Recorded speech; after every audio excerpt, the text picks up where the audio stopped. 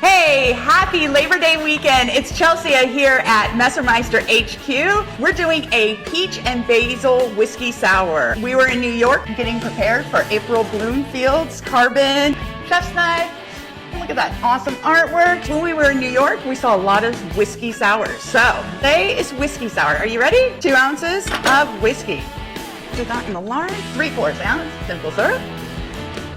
1 lemon. Pro knife tip. When you're cutting with a carbon knife, you want to try to cutting acidic things that you wipe it down with soap and water so it doesn't oxidize. 2 peach slices. 2. Handful of basil. 6 or so. Muddle this half.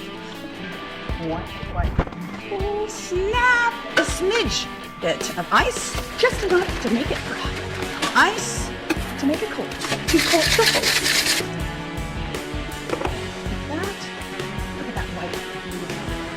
Doesn't that remind you of Labor Day? That's good. Who am I joking? Have we met a cocktail we don't like? This is another winner. Happy Friday. See you next time.